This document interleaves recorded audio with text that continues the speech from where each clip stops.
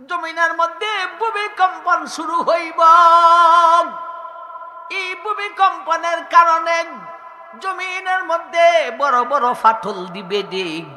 এই ফাটল দিয়া জমির নিচের সম্পদ সব উপরে উঠা শুরু হইব। ও দুনিয়ার মানুষ, আমার ইসরাফিলের সিংহার বিকট আওয়াজে সমস্ত পাহাড়গুলি, ও আমার ভাইয়ারে, পাহাড়গুলি কি হইব? জমিনের মাটি থেকে পাহাড়ের মাটি আরো শক্ত, ঠিক না বেঠিক? পাহাড় দাফটে দাফটে ধ্বংস হবে। প্রথমে কি হবে?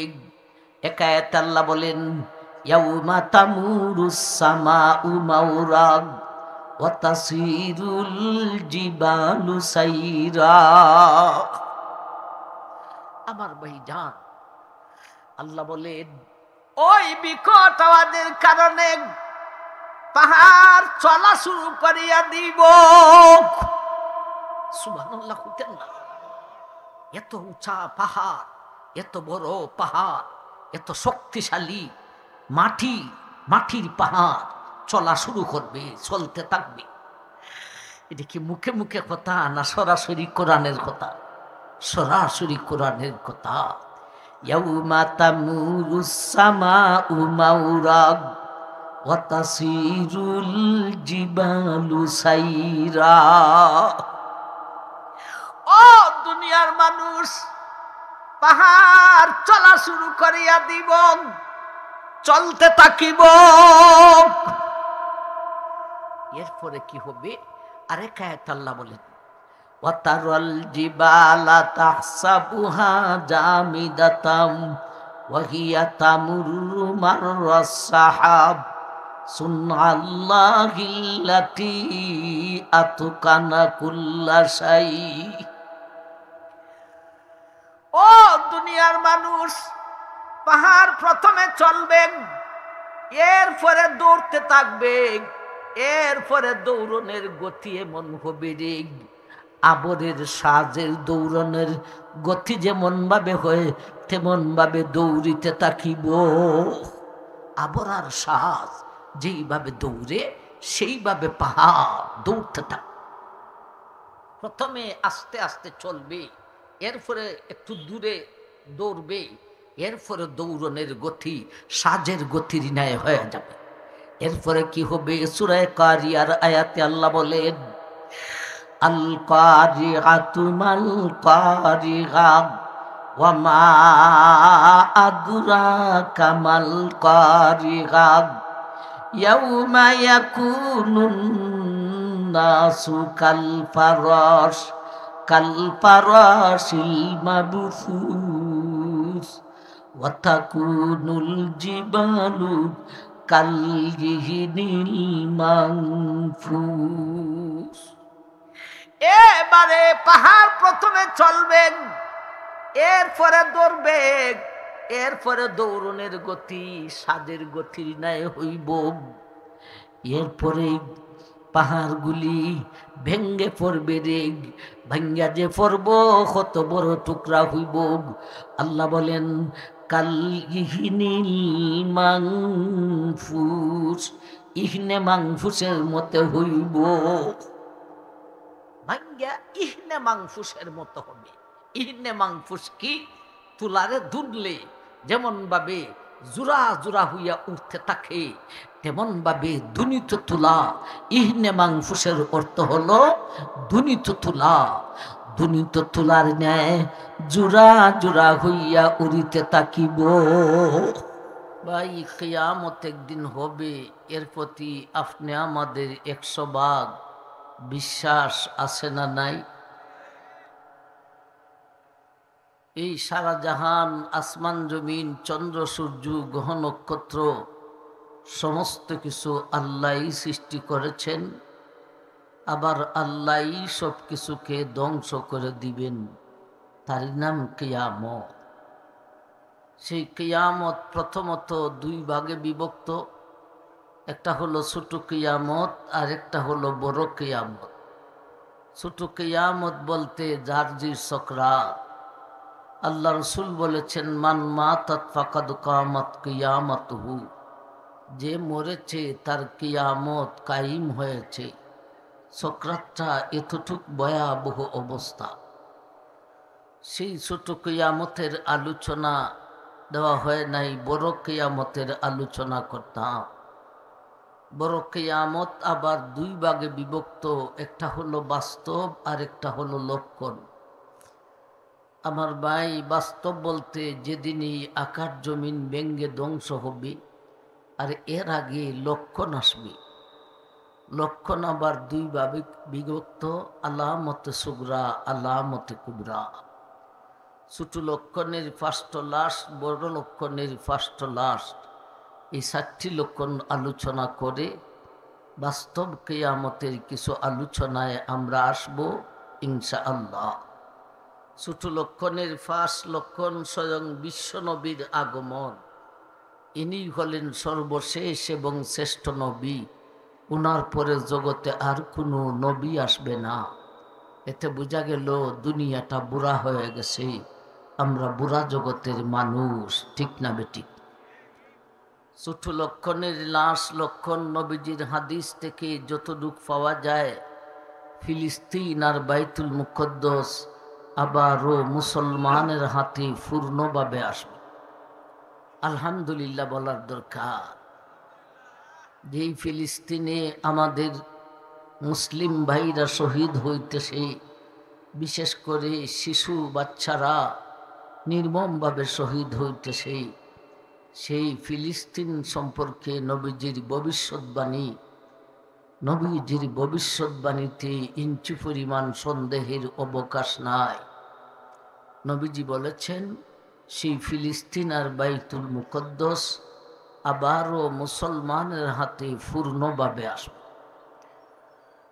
পূর্ণভাবে আসার পরে ফিলিস্তিনের মুসলমান আর ইটালির বেঈমান, এই দুই দেশের মানুষ সম্মিলিত হয়ে আরেকটা বেঈমান পরাশক্তির সাথে যুদ্ধ করতে যাবে। এই যুদ্ধতে বেঈমান পরাশক্তির পরাজয়ী হবে, ইটালি আর ফিলিস্তিনের বিজয়ী হবে। বিজয়ী করে আসার পথে ইটালির এক বেঈমান আর ফিলিস্তিনের এক মুসলমান, এই দুই ব্যক্তির মধ্যে একটা ঝগড়ায় দেখা দিবে। কি নিয়ে ঝগড়া? ইটালির বেঈমান ব্যক্তি বলবে, আমরা বিজয়ী করেছি বাইবেলের মাধ্যমে। ফিলিস্তিনের মুসলিম ব্যক্তি বলবে, সাবধান, বিজয়ী করেছি কোরআনের মাধ্যমে।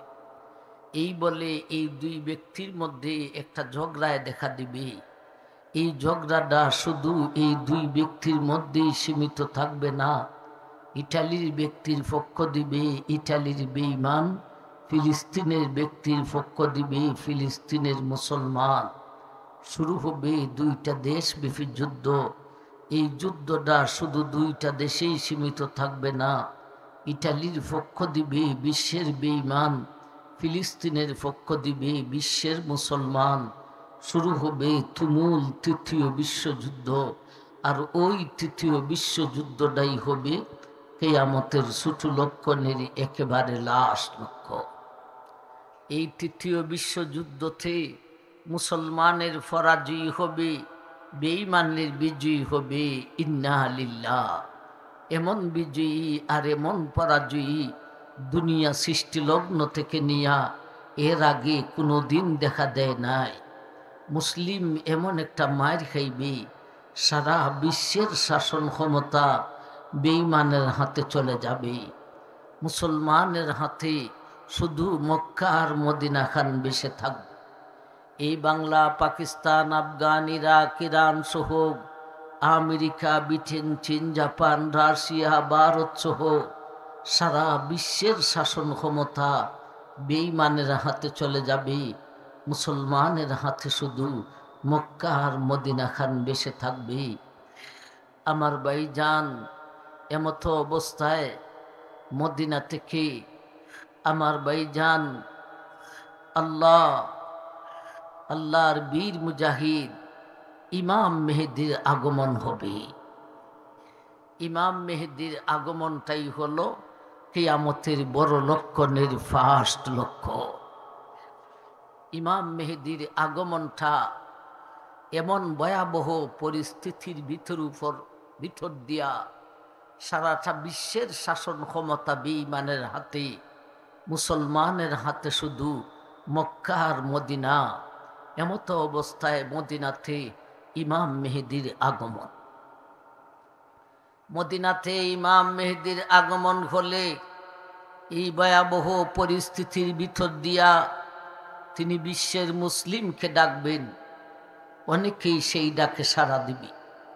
বিশেষ করে সারা বিশ্বের সমস্ত উলামায়ে কেরাম একমত পোষণ করবে। সমস্ত উলামায়ে কেরাম বলবে, দল মোদের একটা, নেতা মোদের ইমাম মেহেদি। ইমাম মেহেদি একদল মুসলিমকে জাহাদের ট্রেনিং দিবেন। ইমাম মেহেদি তিনি বিশ্ব মুসলিম সংগঠন কায়েম করবেন। এই বিশ্ব মুসলিম সংগঠন এত বড় সংগঠন, তার রূপরেখা হবে বড় আজীব ধরনের। বিশ্ব মুসলিম সংগঠন, অথচ পদ হবে মাত্র একটা, এটা হলো সভাপতির পদ। ইমাম মেহেদি হবেন সভাপতি, আর সারা বিশ্বের সমস্ত উলামায়ে কেরাম হবেন ওই দলের সদস্য। সুবহানাল্লাহ কইতেন না? সহসভাপতি, সেক্রেটারি, কোষাধ্যক্ষ এগুলি কিছু থাকবে না। ইমাম মেহেদি হবেন সেই দলের সভাপতি। তিনি বিশ্বের মুসলিমকে ডাকবেন, অনেকেই সেই ডাকে সাড়া দিবি। তিনি একদল মুসলিমকে জাহাদের ট্রেনিং দিবেন, ওই দলে অধিকাংশই হবে উলামায়ে কেরাম। উলামায়ে কেরাম আমার ভাইজান, এখন যেই সমস্ত উলামায়ে কেরাম আছেন, যেই সমস্ত ছেলেরা মাদ্রাসায় পড়ে, যেই সমস্ত মেয়েরা মহিলা মাদ্রাসায় পড়ে, এদের সিলসিলা থেকে উলামায়ে কেরাম আস্তে আস্তে শেষ পর্যন্ত উলামায়ে কেরামই হবে ইমাম মেহেদির সৈন্যবাহিনী। ইমাম মেহেদি একদল মুসলিমকে জাহাদের ট্রেনিং দিয়া এই ভয়াবহ পরিস্থিতির ভিতর দিয়া সারা বিশ্বের বেঈমানের মোকাবেলা তিনি যুদ্ধের ডিক্লারেশন দিবেন। একবার বলুন সুবহানাল্লাহ। বিষয়টা কি সাধারণ মনে করছেন? এক আমেরিকার বয়েতে বিশ্ব মুসলিম থরথর করে কম্পমান। ঠিক না বে ঠিক? বাবারি, আমেরিকার যে ভয় পায়। আমি অসুস্থ, আমার একটা অপারেশন হয়েছে, একটা গোটা খাইটটা বার করছে, সিলাই সুলাইছি, খাটা এখনো শুকায় নাই। জোরে কথা বলতে পারি না, বেশি লম্বা সময়ও বলতে পারি না। আস্তে আস্তে কিছু কথা বুঝাইবার চেষ্টা করব। ইমাম মেহেদি একদল মুসলিমকে জাহাদের ট্রেনিং দিবেন, ওই দলে অধিকাংশই হবে উলামায়ে কেরাম। আমার ভাইজান, ইমাম মেহেদি এই ভয়াবহ পরিস্থিতি, সারাটা বিশ্বের শাসন ক্ষমতা বেঈমানের হাতে, মুসলমানের হাতে শুধু মক্কা আর মদিনা। এমন ভয়াবহ পরিস্থিতির ভিতর দিয়া একদল মুসলিমকে জাহাদের ট্রেনিং দিয়া তিনি ঘোষণা করে দিবেন বিশ্বের বেঈমানের সাথে যুদ্ধের ঘোষণা। শুধু আমেরিকা নয়, আমেরিকা, ব্রিটেন, চীন, জাপান, রাশিয়া, ভারত, এক কথায় সারা বিশ্বের বেঈমানের মোকাবেলা ইমাম মেহেদি যুদ্ধের ডিক্লারেশন দিবে।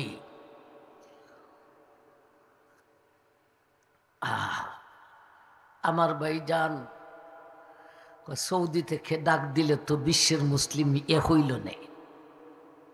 ওই সময় ডাক দিব, এর আগে ডাক দিত না, সৌদি ভয় পায়। ইমাম মেহেদি আসলে পরে সৌদি থেকে, মদিনা থেকে ইমাম মেহেদি যুদ্ধের ডিক্লারেশন দিবে। এমন ডিক্লারেশন দিয়ে বিশ্বের বেঈমানের সাথে মাত্র 4 দিন জিহাদ করবে। মাত্র কত দিন? 4 দিন। প্রথম দিন একদল মুজাহিদ নিয়ে মাঠে নামবেন, ওই দিন জিহাদ হবে না।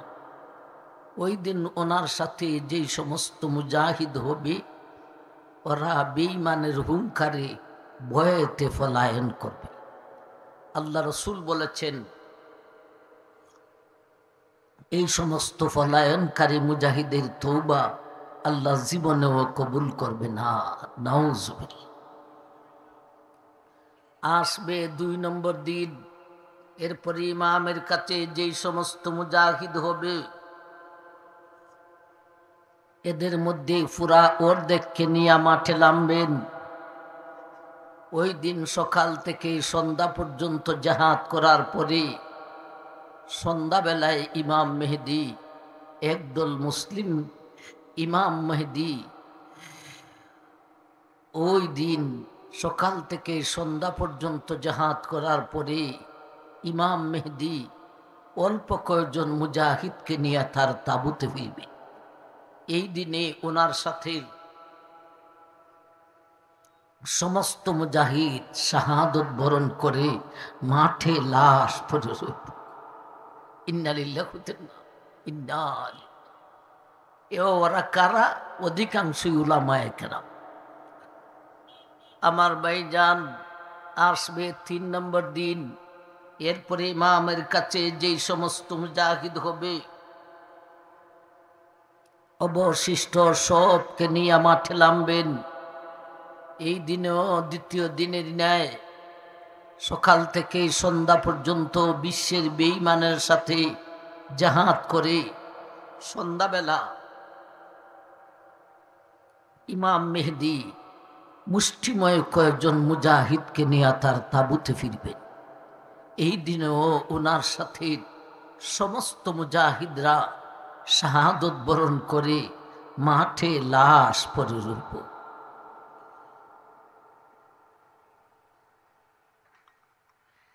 আমার ভাইজান, 2 নম্বর দিন আর 3 নম্বর দিন, এই 2 দিনের জিহাদে ট্রেনিং প্রাপ্ত মুজাহিদ সব শহীদ হয়ে যাবেন, মুষ্টিময় কয়েকজন ছাড়া। আল্লাহ রসুল বলেছেন এই 2 দিনে যেই সমস্ত মুজাহিদরা শাহাদত বরণ করবে কাল কিয়ামতের দিন হাসরের মাঠে আল্লাহর কাছে এদের মর্যাদা বদর ও উহুদের শহীদানের সমান মর্যাদা দেওয়া হোক। আসবে 4 নম্বর দিন। আর তো ট্রেনিং প্রাপ্ত মুজাহিদ নেই, মুষ্টিময় কয়েকজন ছাড়া। কিন্তু আল্লাহর বীর মুজাহিদ ইমাম মেহেদী এত শক্তিশালী ইমানি পাওয়ারওয়ালা ব্যক্তি, এই অল্প কয়েকজন মুজাহিদকে ভিত্তি করে সারা বিশ্বের বেঈমানের মোকাবেলা 4 নম্বর দিন সকালবেলা আবার যুদ্ধের ডিক্লারেশন দিবে। মুজাহিদ মাত্র মুষ্টিময় কয়েকজন, অথচ যুদ্ধের ডিক্লারেশন বিশ্বের বেঈমানের সাথে।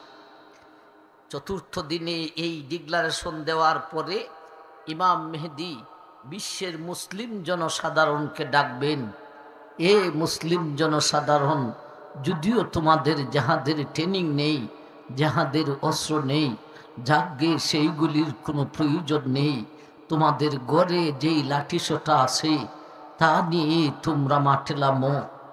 সেই দিন ইমামের ডাকে বিশ্বের মুসলিম জনসাধারণ অনেকেই তাদের ঘরের অস্ত্র নিয়া মাঠে নামবে।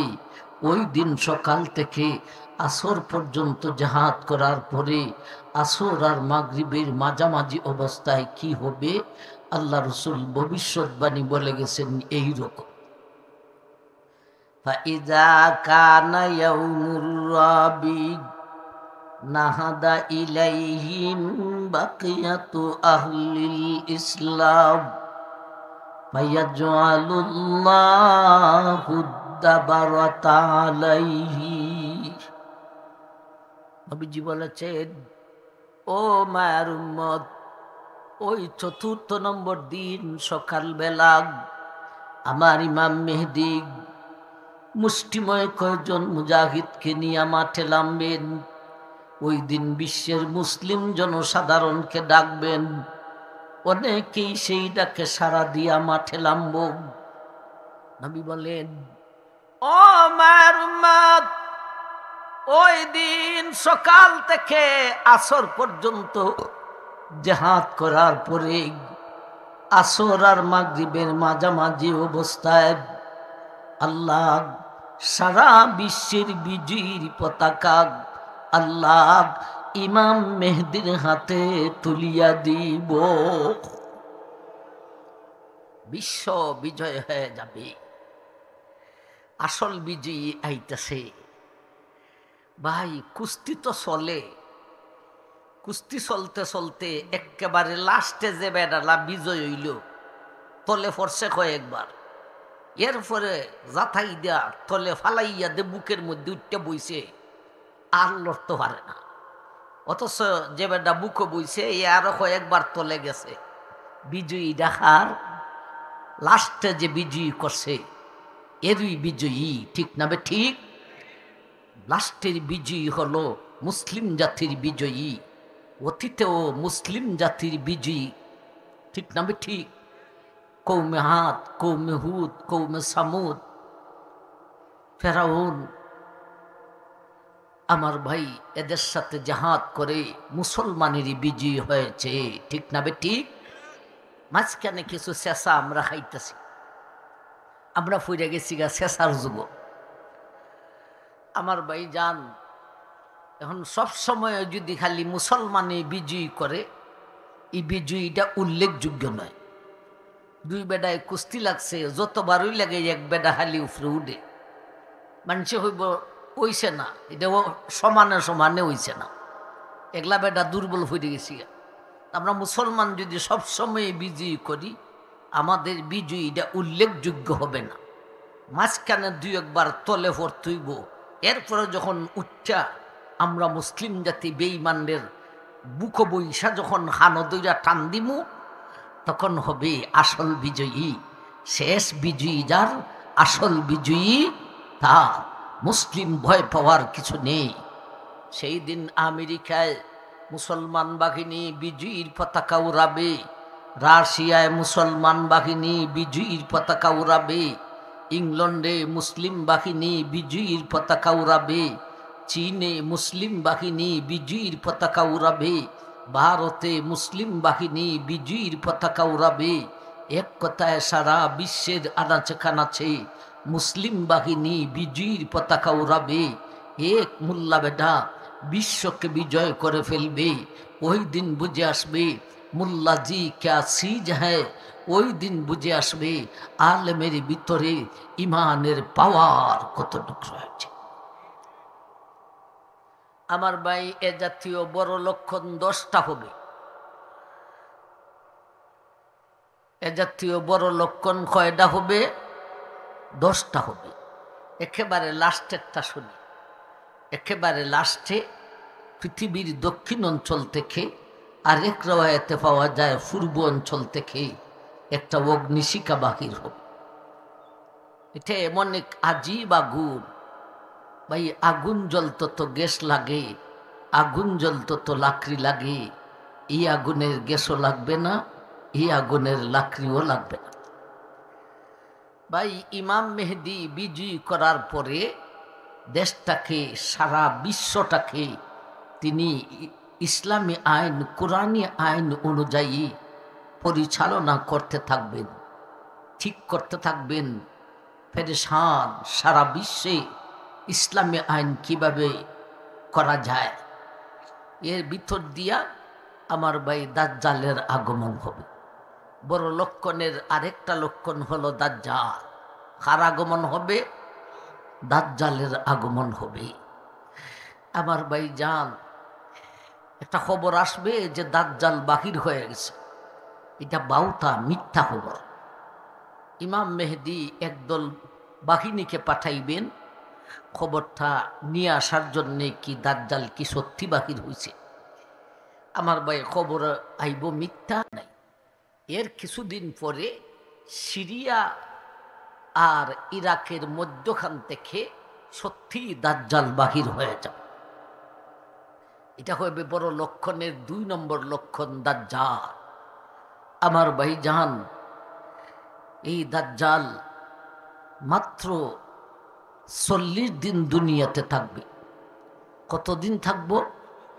মাত্র 40 দিন দুনিয়াতে থাকবে।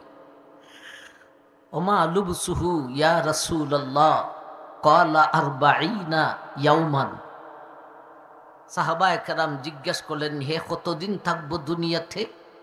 নবী বললেন মাত্র 40 দিন।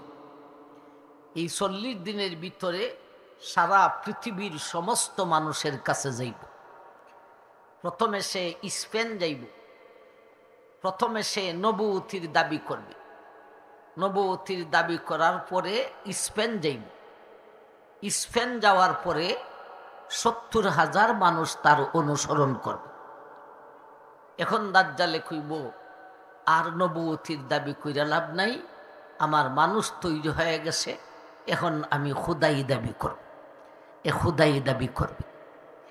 আমার ভাইজান, এই 40 দিন ভিতরে পৃথিবীর সমস্ত মানুষের কাছে যাইয়া হে স্বীকারোক্তি লইব, আমাকে তোমরা খুদা মানো। 40 দিনের মধ্যে ইয়াউমুন কাসানাতিন ওয়া ইয়াউমুন কাশাহরিন ওয়া ইয়াউমুন কাজুমাতিন ওয়া সাইরু আইয়ামিহি কাআইয়ামিকুম। 40 দিনের মধ্যে একটা দিন হবে 1 বৎসরের সমান। সুবহানাল্লাহ, হইতা না?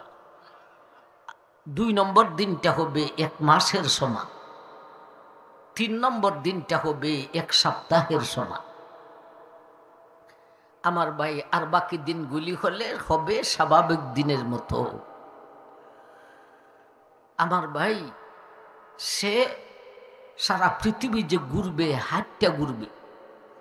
হাঁটার গতিটা কিরকম? হাঁটার গতিটা হবে মারাত্মক ধরনের। কার রিহি ইজা ইস্তাদবারা ইস্তাদ কাল গাইসে ইজা ইস্তাদবারাহুর রিহু। যেমন সাজ দৌড়ে, এমনভাবে এ দৌড়ব। এই কয়দিনে 1 বৎসর, আর 1 মাস, আর 1 সপ্তাহ। এরপরে বাকি দিনগুলি হইব স্বাভাবিক দিনের মতো। আমার ভাইজান, সব মানুষের কাছে যাইব, যাইয়া খুদাই দাবির স্বীকৃতি লইব। যারা ওরে খুদা মানবে, ওরে এর সাথে একটা বাগান থাকবো, আর একটা আগুনের কুণ্ড থাকবো। যারা খুদা মানবো এরে বাগানে ফেলাইব, আর ওরে যারা খুদা মানবে না, ওরে আগুনে ফেলাইব। অথচ যে বাগানে ফেলাইব, এই বাগানের নিচে হইল দুজকের আগুন, আর যে আগুনে ফেলাইব সেই আগুনের নিচে হবে জান্নাতের বাগান। আমার ভাই, তার কপালে কাফারা লেখা থাকবো, কাফারা। এটা মুমিনে পড়তে পারবো, বেঈমানে পড়তে পারতো না। এইভাবে সারা দেশে সে স্বীকৃতি লইতে থাকবো। আমার ভাই জান, এর কাছে খুদাই কতগুলি লক্ষণ থাকবে, বড় শক্তিশালী। একটা হলো একটা বাগান থাকবো, একটা আগুনের খণ্ড থাকবে। আরেকটা হবে, আমার ভাই জান, হে জমিনের মধ্যে দাঁড়াইয়া যারা ইমানান এরে খুদা মানব, এরার জমিনের মধ্যে দাঁড়াইয়া আকাশকে আদেশ করব, ফায়ামুরুস সামাআ ফাতুমতিরু ওয়াল আরদা ফাতুমবিতু। আকাশকে হইব, হে আকাশ তুই বৃষ্টি দে। আল্লাহ মুমিনকে পরীক্ষা করার জন্য এর কথায় বৃষ্টি দিবেন। ফায়ামুরুস সামাআ ফাতুমতিরু ওয়াল আরদা ফাতুমবিতু। আর জমিনকে আদেশ করবেন, আদেশ করব, জমিন থেকে ফসল উঠা শুরু হইব। যারা এর খুদা মানব, এদের ক্ষেতের মধ্যে পানিও হইব, ফসলও হইব। তারুহু আলাই সারিহাতাহুম আতওয়ালা মা কানাত দুরান ওয়া আসবাগুহু দুরুয়ান। এবং এর যারা খুদা মানব, এরার গুরু ছাগল সারাদিন ছড়াইয়া যে খাইব, বিকালবেলা 2 লাফেট একবারে টিমটিমা হইয়া বাড়ি ফিরব। আর ওরে যারা খুদা মানবে না, এরার জমিনে বৃষ্টিও হবে না, ফসলও হবে না, এবং এদের গরু ছাগল আমার ভাই ফেদের একদিকের চামড়া আর একদিকের চামড়ার সাথে লাইগা যাবে। আমার ভাই এইরকম ভাবে পরীক্ষা করব। যারা ওরে খুদা মানত না, এরা খাবার কিছু পাইবে না, এরা বড় গরিব থাকবো, এরার মাঠে ফসল হইতো না, খাবার পাইব কই থেকে? তবে আল্লাহর রসুল বলেন, এরা যে আল্লাহু নামের তসবিহ পড়বে, এই তসবির মাধ্যমে এরার ফেদের কিদা এমনিতেই দূর হইয়া থাকবে, এবং এরা কম খাবারের কারণে স্বাস্থ্য যে দুর্বল হইতেছিল, ওরা দুর্বল হবে না, এরার গায়ে শক্তি ঠিকই থাকবে। আমার ভাই যান, ওর আরো কতগুলি খুদাই লক্ষণ থাকবে। হে একটা মানুষকে খাইতে ফালাইব, খাইটা মাঝখানে খাইতে ফালাইয়া 2 টুকরা 2 দিকে উড়াইয়া দিব, এরপরে হুকুম দিব, আদেশ দিব, দাজ্জাল্লায় আয়, 2 টুকরা এসে একখান হইয়া জীবিত হইয়া যাও। এইভাবে মানুষকে খাটবে, খাটার পরে আদেশ দিবে, 2 টুকরা 2 দিক থেকে আইসা জয়েন হইয়া জীবিত হইয়া কথা হইব। কয় এখন আমারে খুদা মানুষ নেই, হরে তোমার তো খুদা মানিয়ে। কয় দেখ আমি কেমন খুদা, মুর্দারে জিন্দারে মুর্দা করতে পারি, আবার মুর্দারে জিন্দা করতে পারি। এটা ক্ষমতা আল্লাহ ওর হাতে দিবেন মুমিনকে পরীক্ষা করার জন্য। আমার ভাই যান, শেষ পর্যন্ত সারা বিশ্বকে গুইরা এ মক্কায় যাইব, মক্কা যাইতে চাইব, কিন্তু মক্কায় ঢুকতে পারবে না। সেখানে ফিরিস্তারা চতুর্দিক ঘেরাও দিয়া রাখবেন, ফিরিস্তারা ওরে মক্কার ভিতরে ঢুকার সুযোগ দিবেন না। যাইব মদিনাতে, মদিনাতে তখন সারা মদিনার চতুর্দিকে বাউন্ডারি হবে, এবং সেই বাউন্ডারির চতুর্দিক নিয়ে 7টা গেট হইব। 7টা গেটের মধ্যে 7 জন ফিরিস্তা দাঁড়াইয়া থাকবেন, যাতে দাজ্জাল্লা মদিনাতে প্রবেশ করতে পারেন। আমার ভাই এই অবস্থা দেখে মদিনার এক বুজুর্গ তিনি দাজ্জাল্লার কাছে যাইবেন। দাজ্জাল্লার কাছে যাইয়া বলবেন, তুই দাজ্জাল্লা, তুমি কি চাও? তুমি কি আমাকে খুদা মানো না? তিনি বলবেন, তোরে খুদা মানমু কেন? খুদা তো হলেন আসমান জমিনের সৃষ্টিকর্তা যিনি, ইনি হলেন খুদা। তুই তো দাজ্জাল্লা, তুই দাজ্জাল্লার কথাই তো আমরা নবী, বিশ্ব নবী বই লাগেছেন, তোরে খুদা কখনো মানব না। তোরে এখনই মাইরা ফেলামু, কমাইরা ফেলাম। একটা কূপ দিব ভাই, এই বুজুর্গকে 2 টুকরা করে দিব। 2 টুকরা করার পরে আমার ভাই যান ডাক দিব, আয়সা জয়েন হোক। এই বুজুর্গ আবার জিন্দা হইয়া উঠবেন। এখন হে হইব, এবারে বলতো আমারে খুদা মানুষ নি? বুজুর্গে বলেন, না, তোরে খুদা মানব না। তুই যে এরকম করবে, মানুষ সে টুকরা হইয়া লইবে, আবার মাইরা লইবে, এরপরে আবার জীবিত করবে, এই সমস্ত কথা আমার নবীজি বই লাগেছেন। সুতরাং আমার ইমান এখন আরো শক্তিশালী হইছে। তুই দাজ্জাল্লা, তুই কোনোদিন খুদা হইতে পারস না। খুদা হলেন আরশে আজিমের মালিক। ওই আল্লাহরই বুজুর্গকে জিন্দা করার পরে এরপরে তারই ক্ষমতাটা শেষ হইয়া যাইব, আর কেউরে মাইরা জীবিত করতে পারবে না। আমার ভাই যান, ইমাম মেহদি এই দাজ্জালের মোকাবেলা করাটা বড় কঠিন বিষয় হইয়া দাঁড়াইছে। জামে দামেস্কে তিনি মুসলমান বাহিনীকে দ্বারা কি করবেন, সিরিয়াল করবেন, সব বন্দি করাইবেন দাজ্জালের সাথে যুদ্ধ করার জন্য। কিন্তু এটা সম্ভব নয়। দাজ্জালের বাহিনী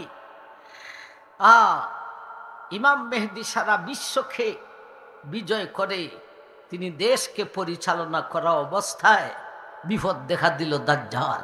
এই দাজ্জালে আইসা এত মানুষকে হাত করলো, এখন আর দাজ্জালের মোকাবেলা সম্ভব নয়।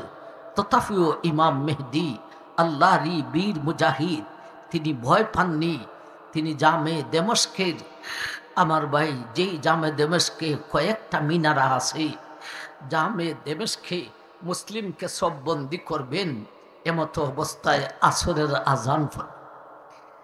আসরের আজান পড়বে, একামত হবে না।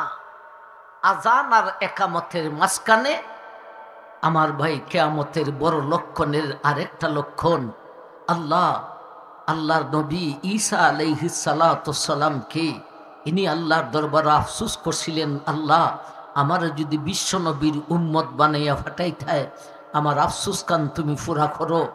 আল্লাহ আফসোস ফুরা করতে গিয়া লাগতো না, লাগতো না, নিনগা দাজ্জালকে, ঈসা আলাইহিস সালাতু সালামকে জীবিত আকাশে উঠাইয়া, 2 নম্বর আকাশে জীবিত উঠাইয়া রাখছেন।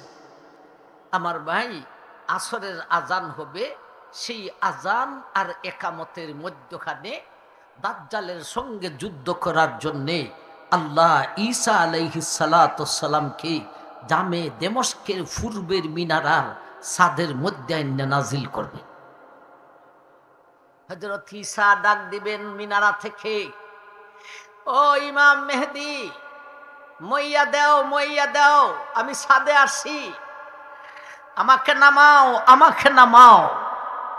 ঈসা আলাইহিস সালাতু সালাম নামবেন, আসরের নামাজ হবে, এরপরে যুদ্ধ শুরু হবে দাজ্জালের বাহিনীর সঙ্গে। বড় বড় লক্ষণ এই পর্যন্ত কটা হইলাম, 3টা, ঠিক না বে ঠিক?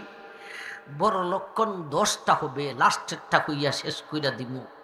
আমার ভাই জান, তো ঈসা আলাইহিস সালাতু সালাম যুদ্ধের মধ্যে নামবেন, এমন একটা গতি হবে এই যুদ্ধের, ঈসা আলাইহিস সালাতু সালামের নাকের শ্বাসের বাতাস যার উপরে পড়ব, লবণ যেমন পানিতে দিলে গইলা যায়, তেমন ভাবে গলা শুরু হইয়া যাইব, গলিয়া মরিয়া যাইব।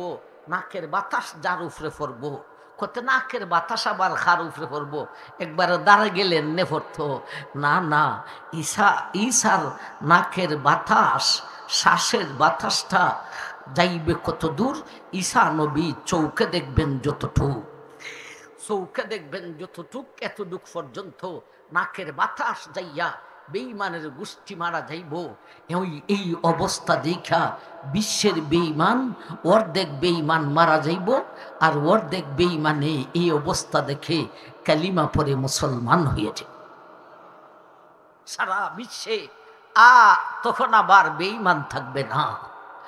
আমার ভাইজান, এরপরে আসবে ইয়াজুজ মাজুজ, এরপরে আসবে দাব্বাতুল আরদ। আমার ভাই একেবারে লাস্টে হবে পৃথিবীর দক্ষিণ অঞ্চল, আরেক রাওয়ায়াতে পাওয়া যায় পূর্ব অঞ্চল থেকে একটা অগ্নিশিখা বাহির হবে। এটা এমন এক আজীব আগুন, ভাই আগুন জ্বলতো তো গ্যাস লাগে, আগুন জ্বলতো তো লাকড়ি লাগে, এই আগুনের গ্যাসও লাগবে না, এই আগুনের লাকড়িও লাগবে না, আগুন নিজে নিজেই জ্বলতে থাকবে, শুধু জ্বলবে না, দৌড়তে থাকবে, শুধু দৌড়বে না, সারা বিশ্বের সমস্ত মানুষ, মুসলমান ও মুসলমান সমস্ত মানুষকে দৌড়াইতে থাকবে, সমস্ত মানুষকে দৌড়াতে দৌড়াতে আমার ভাইজান আগুনটায় 3 দিকে আক্রমণ করবে। একটা দিক খোলা থাকবে, মানুষ খোলা দিকে দৌড়তে থাকবে আগুন থেকে বাঁচার জন্যে, খোলা দিকে দৌড়তে থাকবে। আমার ভাইজান, রাত্রি হলে মানুষের ঘুম আসবে, আগুন থেমে যাবে, সকাল হলে মানুষের ঘুম ভেঙে যাবে, আগুনে আবার দৌড় তুলাইবে। এমনভাবে সেই আগুন বিশ্বের মানুষকে দৌড়াতে দৌড়াতে ফিলিস্তিনে নিয়ে একত্রিত করে আগুনটা নিভিয়া যাবে। এটাই হবে কিয়ামতের বড় লক্ষণের একেবারে লাশ লক্ষ্য। আমার ভাইজান, সেই আগুনটা নিভার পরে মানুষ ফিলিস্তিনেও থাকবে, আবার অধিকাংশ জন স্ব দেশে ফিরত আসবে। এর কিছুদিন পর থেকেই সারা বিশ্বের মুসলমানের বগলতলায় একটা মৃদু ঠান্ডা বাতাস লাগবো। এটা এমন এক আজীব ধরনের বাতাস, এই বাতাসটা লাগা মাত্র মুসলমান দর দর করে মারা যায়। ইন্না লিল্লাহ। তখন সময়ে মুসলমানের মধ্যে যার ইমানের পাওয়ার যত বেশি হবে তার মরণ তত আগে হবে। তখন সময়ে অল্প কয়েকদিনে সারা বিশ্বের সমস্ত মুসলমানের মরণ হয়ে যাবে। পৃথিবীর বুকে একজন মুসলমানও থাকবে না। পৃথিবীর এক প্রান্ত থেকে নিয়ে আরেক প্রান্ত পর্যন্ত একজন মুসলমানও থাকবে না। পৃথিবীর এক প্রান্ত থেকে নিয়ে আরেক প্রান্ত পর্যন্ত আল্লাহ শব্দ জফনেওয়ালা একটা মানুষ থাকবে না। থাকবে শুধু বেঈমান আর বেঈমান। মানুষ তখন এত বড় গুনাহে লিপ্ত হবে, বেঈমানের গোষ্ঠী এত বড় গুনাহে লিপ্ত হবে, দুনিয়া সৃষ্টি লগ্ন থেকে নিয়া এর আগে মানুষ কোনো সময় এত বড় গুনাহে লিপ্ত হয় না। এখন যেইভাবে গরু ছাগল হাঁস মুরগি কুত্তা কুত্থি রাস্তায় ঘাটে মাঠে লাইমা মানুষের সামনে সরাসরি তাদের যৌন মিটাইতে থাকে, তেমনভাবে তখনকার বেঈমান নারী পুরুষরা রাস্তায় ঘাটে মাঠে লাইমা সরাসরি তাদের যৌন মিটাইতে থাকবে। নাউজুবিল্লাহ। মানুষ তখন এত বড় ধনী হবে, দুনিয়া সৃষ্টি লগ্ন থেকে নিয়া এর আগে মানুষ কোনো সময় এত বড় ধনী হয় নাই। বিজ্ঞান তখন এত ঊর্ধ্বে যাবে, দুনিয়া সৃষ্টি লগ্ন থেকে নিয়া এর আগে বিজ্ঞান কোনো সময় এত ঊর্ধ্বে যায় নাই। এখনের বিজ্ঞানের মোবাইল কানে লাগাইতে হয়। নবীজির হাদিসে আছে তখনের বিজ্ঞানের মোবাইল কানে নয়, মানুষের জুতার ফিতার ভিতরে এক জাতীয় মোবাইল ফিট করা থাকবে। এখনের বিজ্ঞানের টিভির জন্যে বক্স অ্যান্টেনা লাগে। নবীজির হাদিসে আছে তখনের বিজ্ঞানের টিভির জন্যে বক্স অ্যান্টেনা লাগবে দূরের কথা, মানুষের উরাতের চামড়ার মধ্যে এক জাতীয় টিভি ফিট করা থাকবে। তখন এর পরাশক্তি হবে। নবীজির ভাষায় বলেছেন জু সুয়াইকা, এর তৌজি হলো আফ্রিকা। পৃথিবীর একেবারে লাস্টের পরাশক্তি হবে আফ্রিকার বেঈমানদের হাতে। থাকবে না বিশ্বজুড়ে একজন মুসলমান, থাকবে শুধু বেঈমান আর বেঈমান।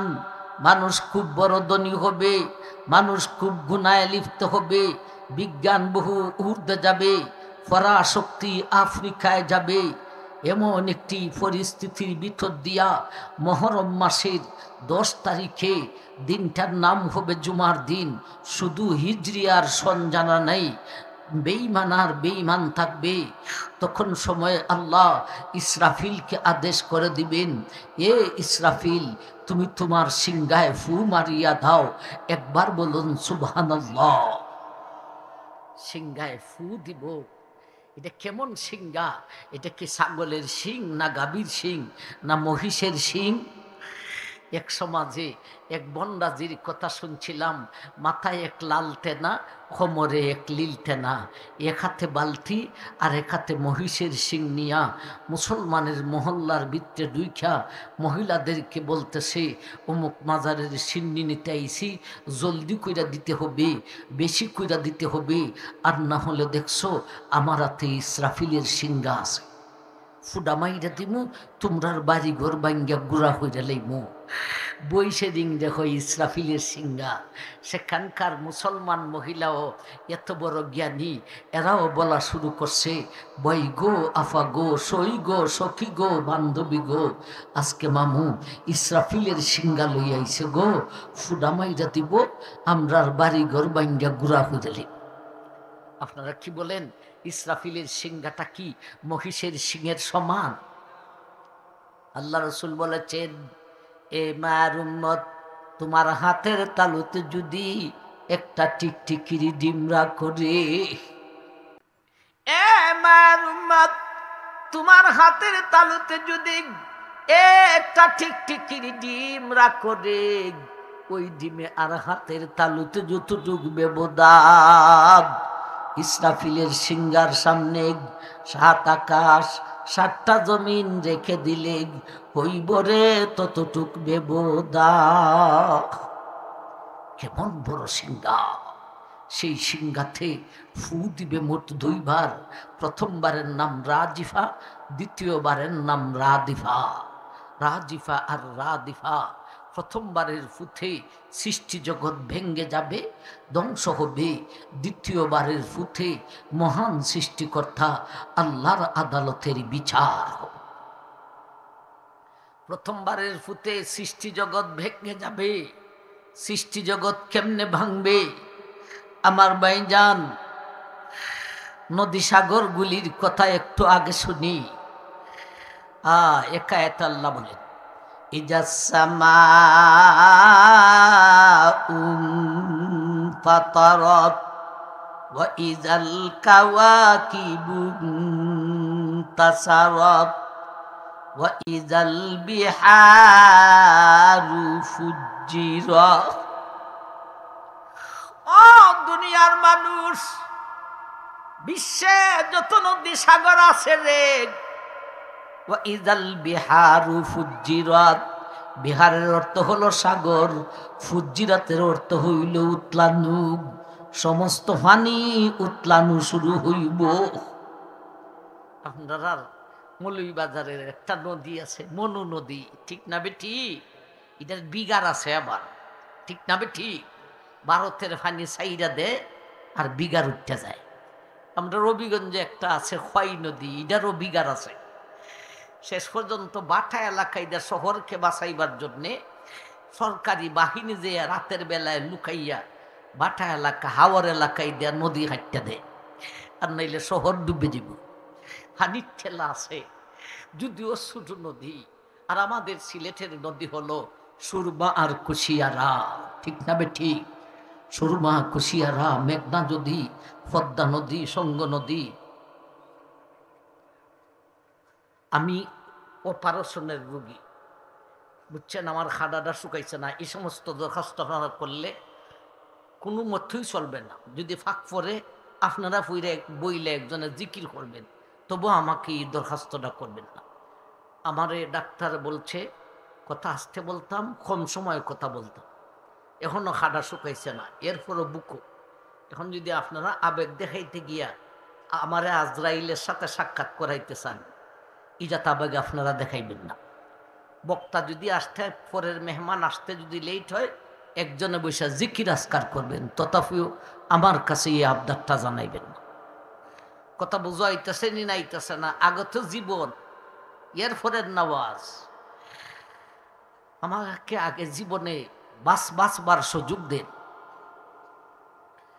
আমার ভাই যান তো সাগর, নদী সাগরের কথা বলতেছিলাম। সুরমা, কুশিয়ারা, মেঘনা নদী, পদ্মা নদী, যমুনা নদী, সঙ্গ নদী, কপোতাক্ষ নদী, বুড়িগঙ্গা নদী, তিতাস নদী, ব্রহ্মপুত্র নদী, আটলান্টিক মহাসাগর, আরব সাগর, ভারত সাগর, বঙ্গোপসাগর, তিব্রিস্তানের তিব্রিয়া উপসাগর। এই সমস্ত নদী সাগরের অবস্থা কি হবে? আল্লাহ বলেন, ইজাস সামাউ ফাতারাত ওয়া ইজাল কাওয়াকিবু তাসারাত ওয়া ইজাল বিহারু ফুজ্জিরাত। বিহারের অর্থ হইল সাগর, ফুজ্জিরাতের অর্থ হইল উতলানু। ও দুনিয়ার মানুষ, আল্লাহ বলেন সেই সিঙ্গার বিকট আওয়াজে সমস্ত পানি উতলানো শুরু হইব। উতলাইতে উতলাইতে পুকুরের পানি খালে যাইব, খালের পানি বিলে যাইব, বিলের পানি নদীতে যাইব, নদীর পানি সাগরে যাইব। ওই দিন নদী আর সাগরের মাঝখানে কোনো ব্যবধান থাকবে না। ওই দিন মিঠা পানি আর নমক পানির মধ্যে কোনো ব্যবধান থাকবে না। সমস্ত পানি একত্রিত হইয়া যাইব। নদী সাগরের অবস্থা সেই বিকট আওয়াজে নদী সাগরের পানি এক হইয়া যাইব। এক হওয়ার পরে কি হইব রে? ও বিশ্ববাসী, বিশ্ব নবী বলেছেন সমস্ত পানি একত্রিত হওয়ার পরে ওই বিকট আওয়াজের কারণে জায়গায় জায়গায় পানি দিয়া আগুন ওঠা শুরু হইব। সুবহানাল্লাহ করতেন না? ফানি দিয়া আগুন উঠব, এটা কেমন বিকট আওয়াজ। ফানি দিয়া আগুন উঠব, এটা কেমন বিকট আওয়াজ। আল্লাহ আকবার, একবার হন সুবহানাল্লাহ। এই হাদিসের উপর ভিত্তি করে বৈজ্ঞানিকরা গবেষণা কইরা ফানির থেকে কারেন্ট তৈরি হচ্ছে। কথা বুঝাইছে না আইছে না? বিজ্ঞান তো সব কোরআন হাদিসে।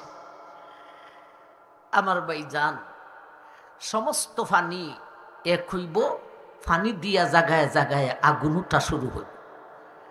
আচ্ছা, সাইরা দিন আমার উপরে আপনারা দরখাস্ত যেটা করছেন, খানে খানে কইছেন দেখা যাক, আমার উপরে সাইরা দিন আর আল্লাহ আল্লাহ করুন। তবে সমস্যা হইছে, আমি আস্তে বয়ান করতাম পারি না। আস্তে করি, শুরু করি, পরে উস জ্ঞান আর থাকে না। জুস উঠতে যায়, জুস উঠলে আর খবর থাকে না। তো চেষ্টা করি আস্তে আস্তে কইতাম। আল্লাহ আস্তে আস্তে কইবার তৌফিক দাও। আমার ভাই জান, সমস্ত ফানি একত্রিত হওয়ার পরে ফানি দিয়া জাগায় জাগায় আগুন উঠা শুরু হইল। আগুন উঠতে উঠতে নবীজি বলেন, মায়ের উম্মত, এ মায়ের উম্মত, সমস্ত ফানি একত্রিত হইয়া যাইব। এরপরে ফানি দিয়া জাগায় জাগায় আগুন উঠা শুরু হইব। এমন ভাবে আগুন উঠতে উঠতে সমস্ত ফানি আগুনে পরিণত হইব। নবী বলেন, এখানেই শেষ নয় রে, ওই আগুন দিয়া হাসরের মাঠের চতুর্দিকে বাউন্ডারি দেওয়া হইব। সেই আগুন দিয়া সমস্ত নদী সাগরের পানি আগুন হবে। ভাই, জমিনের প্রথম জমিনে মাটির পরিমাণ থেকে পানির পরিমাণ কম না আরো বেশি? আরো বেশি। আবার ভাই জান, এই সমস্ত পানি আগুন হবে, আর ওই আগুন দিয়া হাসরের মাঠের চতুর্দিকে বাউন্ডারি দেওয়া হবে। ও মৌলভীবাজারের মানুষ, আবদালপুরের মানুষ, সমস্ত মানুষ সেখানে হাসরের মাঠে যাওয়ার পরে যাইব 3 দলে বিভক্ত হইয়া, সেখানে যাইয়া দাঁড়াইব। দাঁড়াইয়া যখন শেষ হইব, আর কোনো মানুষ হাসরের মাঠের বাহিরে নাই, সেখানে মানুষ 2 দলে বিভক্ত হইয়া দাঁড়াইব। ইয়াউমা তাবিয়াজ্জু উজুহুন ওয়া তাসওয়াদ্দু উজুহ, ফাআম্মাল্লাযীনা আসওয়াদ্দাত উজুহুহুম আকাফারতুম বা'দা যালিকা ঈমানিকুম ফাযুকুল আযাবা বিমা কুনতুম তাকফুরুন। ওয়া আম্মাল্লাযীনা বিয়াজ্জাত উজুহুহুম ফাফি রাহমাতিল্লাহি হুম ফিহা খালিদুন। মানুষ হাসরের মাঠে 2 দলে বিভক্ত হবে। এক দলের চেহারা হবে নুরানি উজ্জ্বল, আরেক দলের চেহারা হবে অন্ধকার। এই উজ্জ্বল চেহারাওয়ালার সংখ্যা হবে কম, এরা জান্নাতীর দল। আর কালো অন্ধকার চেহারাওয়ালার দলটি জাহান্নামীর দল। সেখানে দাঁড়ানোর পরে আমার ভাই সেই আগুন দিয়া চতুর্দিকে বাউন্ডারি দিবেন। এত আগুন আসবে কই থেকে? সমস্ত পানি সিঙ্গার ফুটে আগুন হয়ে যাইব। সেই আগুন দিয়া হাসরের মাঠের চতুর্দিকে বাউন্ডারি দেওয়া হইব। আবদালপুরের মানুষ, মৌলভীবাজারের বেডাবেডি কেউ যাইতাই নিয়ে হাসরের মাঠ থেকে পলায়ন কইরা ভাগ্যা যাওয়ার কোনো সুরত না। আমার ভাই যান, সিঙ্গার ফুটে নদী সাগরের কি হবে বললাম। আসুন তো একটু দেখি আমার ভাই, পাহাড়ের কথা একটু শুনি। আল্লাহ নিজেই সূরা কারিয়াতে আলোচনা করেছেন, আল কারিয়াতু মাল কারিয়া ওয়া মা আদরাকা মাল কারিয়া ইয়াউমা ইয়াকুনুন নাসু কাল ফারাশ কাল ফারাশিল মাবথুস ওয়া তাকুনুল জিবালু কাল ইহনিল মানফুস।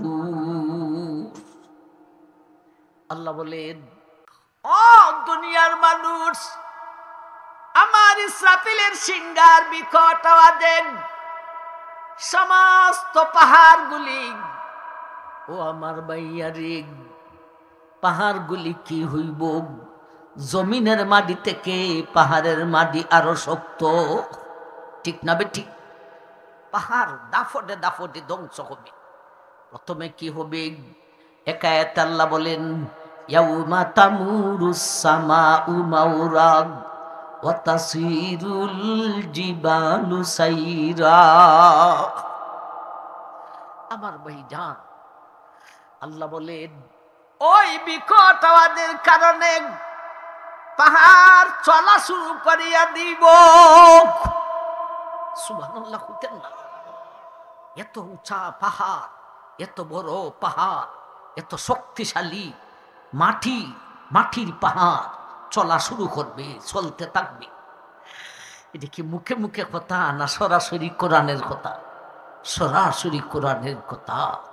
ইয়াউমা তামুরুস সামাউ মাওরা ওয়া তাসিরুল জিবালু সাইরা।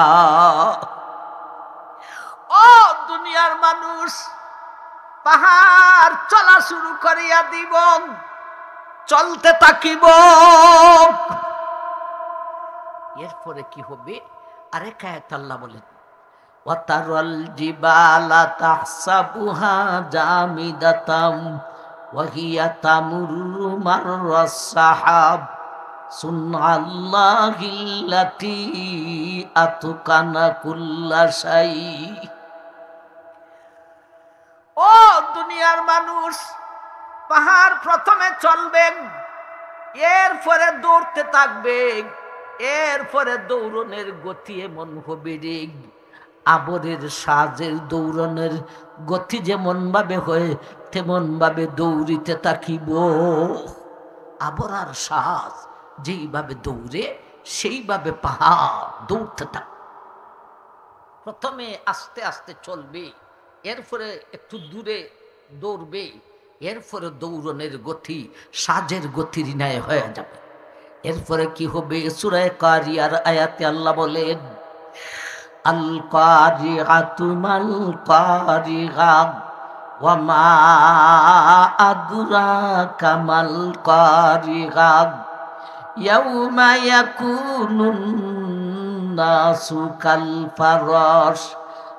ফারাশিল মাবথুস ওয়া তাকুনুল জিবালু কাল ইহনিল মানফুস।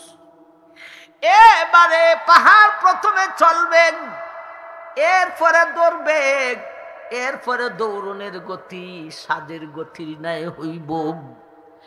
এরপরে পাহাড়গুলি ভেঙ্গে পড়বে রে, ভাঙ্গা যে পড়ব কত বড় টুকরা হইব। আল্লাহ বলেন, কাল ইহনিল মানফুস, ইহনে মানফুসের মতো হইব। ভাঙ্গা ইহনে মানফুসের মতো হবে। ইহনে মানফুস কি? তুলারে দুললে যেমন ভাবে জোড়া জোড়া হইয়া উঠতে থাকে তেমন ভাবে দুনিত তুলা। ইহনে মানফুসের অর্থ হলো দুনিত তুলা। দুনিত তুলার ন্যায় জোড়া জোড়া হইয়া উড়িতে থাকিব। সুবহানাল্লাহ, কইতেন না? ও মানুষ, কই আছো? কোন দুনিয়ার লেগে এত পাগল হইছো? এই দুনিয়া থাকবে নি? 20 তলা 25 তলা 5 তলা বাড়ি টাওয়ার, আরে জমিনই তো থাকতো না, এগুলি থাকবে কইতে কি? ঠিক না বে ঠিক? আমার ভাই জান, পাহাড় কম্পমান হইব, এরপরে চলবে, এরপরে দৌড়বে, এরপরে আবরের ন্যায় দৌড়তে থাকবে, এরপরে দুনিত তুলার ন্যায় জোড়া জোড়া হইয়া উঠতে থাকবে। কাল ইহনি মানফুস।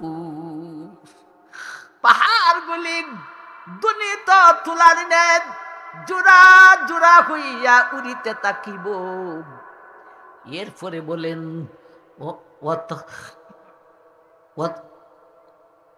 ওয়াতাসিরুল জিবালু সাইরা, ওয়াতাসিরুল জিবালু সাইরা, ওয়াসুয়িরাতিল জিবালু ফাকানাত সারাবা, ওয়াসুয়িরাতিল জিবালু ফাকানাত সারাবা। দুলিত তুনার ন্যায় হওয়ার পরে মাটির কণার মতো হইব। একেবারে লাস্টে কি হবে? আল্লাহ বলেন সারাবা, একেবারে লাস্টে সারাবা হইয়া যাইব, পাহাড়গুলি সারাবা হবে। সারাবা কি? আরবিতে বলেছেন সারাবা, এটার বাংলা হলো আমার ভাই মরিচিকা। আরবিটা যৎকান হডিন, বাংলাটাও অৎকান হডিন, ঠিক না বে? ঠিক। আসলে বাংলা ভাষা খুব কঠিন। বাংলা ভাষা অন্যান্য বিদেশি মানুষরা চেষ্টা হইলেও পারে না। কিন্তু আপনি ভারত যান, আপনি হিন্দি ভাষা শিক্ষা লইবেন, পাকিস্তান যান উর্দু ভাষা শিক্ষা লইবেন, মিডল ইস্টে গেলে এরার জন্মগত ভাষা শিখতে কদিন লাগে, কথাটা ঠিক না? ঠিক। কিন্তু বাংলা ভাষা খুব কঠিন। মরিচিকা সারাবা হইয়া যাব পাহাড়, পাহাড় একেবারে লাস্টে মরিচিকা হবে, অর্থাৎ অস্তিত্ব থাকবে না। মরিচিকা বলতে দেখতে দেখা যায়, বাস্তবে কিছুই না। এখন দেখতে পাহাড় বিশাল বিশাল পাহাড় দেখা যায়, বাস্তবে কিছুই না। বাস্তবে কিছুই না, বাস্তবে কিছুই না বলতে দেখেন সারাবা কারে কয়। আপনি যদি শীতের সিজনে মাঠ যখন খালি থাকে, মাঠে কোনো ফসল থাকে না, ঠিক দুপুরের সময় আপনি গ্রাম থেকে বাইরিয়া মাঠের দিকে তাকাইলে ফসল থাকলে দেখা যায় না, মাঠ খালি থাকলে দেখা যায় মাঠের মাঝখানে পানি ঢেউ খেলতেছে। যত যায় পানিও দূর যায়, যাইতে যাইতে মাঝখানে গিয়া দেখে কিচ্ছুই নাই, ঠিক না বে? ঠিক। আপনারা আরো সহজে বুঝবেন, গাড়িতে উঠলে প্রাইভেটে যদি বসেন সামনের সিটটা, সামনের সিটের মধ্যে, বা তো বাসে যদি বসেন সামনে বসেন, দুপুরের সময় দেখা যায় গাড়ি থেকে একটু দূরে রোডের মধ্যে পানি, দেখছেন নি? ফলো করছেন নি? অথচ গাড়ি যে সেখানে গেছে পানি নাই, পানি আরো দূরে গেছে গা। দেখতে দেখা যায় বাস্তবে কিছুই নাই। এটাকে আরবিতে বলে সারাবা, বাংলাতে বলে মরিচিকা, অর্থাৎ পাহাড়গুলি মরিচিকা হইয়া যাইব। এর মতলব হলো অস্তিত্ব হারা হইব। দুনিত তুলার ন্যায় থাকতো না, বালুর কণার ন্যায় থাকবো না, একেবারে অস্তিত্ব হারা হইয়া যাব। একবার কোন সুবহানাল্লাহ, সুবহান। এখন আসুন জমিনের কথা শুনি রে। 7টা জমিন কি হইব? ইজা জুলজিলাতিল আরদু জিলজালাহা ওয়া আখরাজাতিল আরদু আসকালাহা ওয়া ক্বালাল ইনসানু মা লাহা ইয়াউমা ইযিন তুহাদ্দিসু আখবারাহা বিআন্না রাব্বাকা আওহা লাকা। ও দুনিয়ার মানুষ, জমিন ভূমিকম্পন শুরু হইবে। ও বাহাদুর, ও ধনবান, ও এমপি মন্ত্রীরা, খান ভাইটা শুনো। ও 24 তলা টাওয়ারের মালিক, তোমার টাওয়ার যাবে কোথায়? যেই জমিনে ফাউন্ডেশন দিয়া 24 তলা টাওয়ার করেছ, টুইং টাওয়ার, আমার ভাইজান এই জমিনেই থাকবে না, জমিনের মধ্যে ভূমিকম্পন শুরু হবে সেই বিকট আওয়াজের কারণে। একবার খুন সুবহানাল্লাহ। ইজা জুলজিলাতিল আরদু জিলজালাহা ওয়া আখরাজাতিল আরদু আসকালাহা। জমিনের মধ্যে ভূমিকম্পন শুরু হইব। এই ভূমিকম্পনের কারণে জমিনের মধ্যে বড় বড় ফাটল দিবে দেখ, এই ফাটল দিয়া জমির নিচের সম্পদ সব উপরে উঠা শুরু হইব। নিচে সম্পদ আছে, জমিনের নিচে কি আছে? আসকাল, সিকিল আছে। যা জুলজিলাতিল আরদু জিলজালাহা ওয়া আখরাজাতিল আরদু আসকালাহা। জমিনের নিচে ভারী জিনিস আছে, এগুলি উপরে উঠাইয়া দেওয়া হইব। মাশাআল্লাহ, হুজুর আইছেন, আমারও জানডা বাড়ছে, কর্তৃপক্ষও বাড়ছে। হুজুর রে আল্লাহ কি দোয়াটা করতাম, আল্লাহ হুজুরের এলিম আর আমলে আর হায়াতে তুমি বরকত দান করো। হুজুরও যেই সেই হুজুর না রে বাবা। ও আমি পড়ছি না, তবে আমার সাথীরা পড়ছে, আমি ওই এলাকায় পড়ছি না, তো ভাইতাম কেমনে। এলিমের সাগর, এলিমের সাগর। আল্লাহ আকবার। তো জমিনও থাকতো না, পাহাড়ও থাকবে না, নদী সাগরও থাকবে না। তিনটার কথা বললাম আজকে। আর না আমার ভাই, আল্লাহ তুমি আমরা সবাই কবুল করো। আসলে কেয়ামতের আলোচনা বড় লক্ষণ, ছোট লক্ষণ, বাস্তব কেয়ামত সব মিলাই কিছু কথা বলছি। কেয়ামতের আলোচনার উদ্দেশ্য হলো অন্তরে ভয় পাওয়া। আল্লাহ আজকের আলোচনাকে ভিত্তি করে আমাদের অন্তরে ভয় সৃষ্টি করিয়া দাও, আমরা যেন ভয় পাইয়া গুনাহ ছাড়তে পারি, ইবাদত করতে পারি। আমাদেরকে তৌফিক দান করুন, আমিন। ওয়া আখিরু দাওয়ানা আনিল হামদুলিল্লাহি রাব্বিল আলামিন।